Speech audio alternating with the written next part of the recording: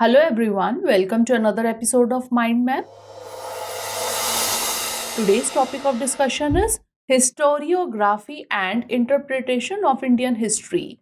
First of all, we will discuss what is historiography. Then we will discuss about the colonial narratives of Indian history, nationalist interpretation of Indian history, Marxist interpretation of Indian history, subaltern interpretation of Indian history, conclusion, and lastly, practice-based questions. First of all, let's discuss what is historiography. It refers to the study of the methods and principles through which history is written and interpreted. It examines how different historians have approached, analyzed, and presented historical events. Interpretation plays a crucial role in shaping our understanding of history. It involves analyzing historical evidence and narratives to construct an understanding of the past.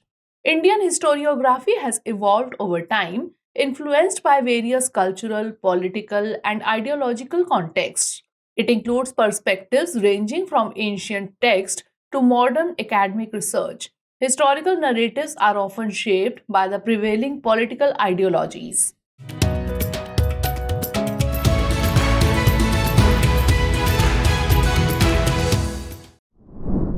Now moving on to colonial narratives of Indian history. Colonial historiography often portrayed Indian history as stagnant and lacking significant progress until the arrival of the British, fostering a narrative of colonial superiority and justifying the colonial rule. James Mill's work, The History of British India, is notable for dividing Indian history into three periods: Hindu, Muslim, and British, a framework that has been both influential and controversial. Scholars like William Jones and Max Muller focused on India's ancient texts and languages, often romanticizing Indian culture while reinforcing stereotypes of Eastern spirituality and Western rationality. Now, moving on to nationalist interpretation of Indian history. Nationalist historiography emerged as a response to colonial narratives emphasizing India's rich and glorious past and its contributions to world civilization. This school focused on India's golden age, highlighting advancements in science, mathematics, art, and philosophy to inspire a vision of a resurgent India. The school focused on the achievements of ancient India in fields like science, mathematics, and philosophy. Historians like R.C. Majumdar and Jadunath Sarkar contributed to creating a narrative of Indian history that was a source of pride and national identity.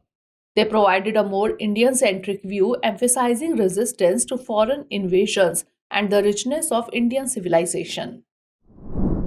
Marxist interpretation of Indian history.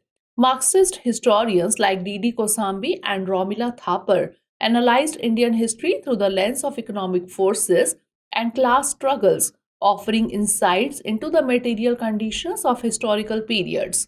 Marxist historiography critiqued the nationalist glorification of the past, instead focusing on the realities of social and economic inequalities.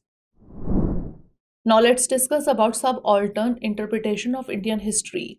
The Subaltern Studies group, led by historians like Ranjit Guha, focused on the history of those not represented by elite narratives, the subaltern classes. Subaltern studies brought attention to those who were historically voiceless, the peasants, laborers, and tribal communities, and sought to understand history from their perspective. This approach challenged both colonial and nationalist historiographies, arguing that they overlooked the perspectives and experiences of the majority of the Indian population. Subaltern studies reinterpreted events like the revolt of 1857 and the freedom struggle, highlighting the role and agency of the common people. This approach providing a more grassroots and nuanced understanding.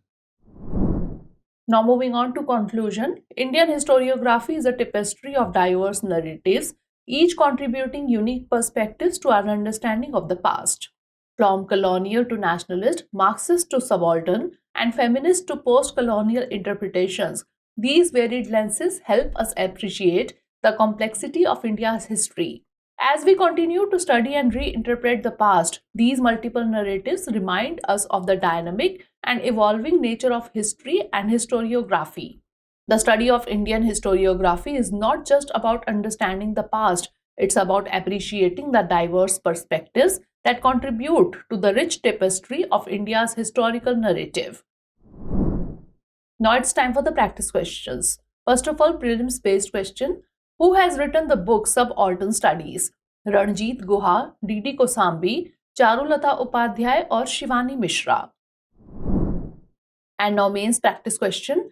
How have various interpretations and methodologies contributed to our understanding of Indian history? Examine the role of different schools of thought such as colonial, nationalist, Marxist and subaltern in shaping the narrative of India's past. So that's all for today. Stay tuned for the next episode. Thanks for watching. For more informative content, like, share and subscribe, and do not forget to press the bell icon to get the notifications.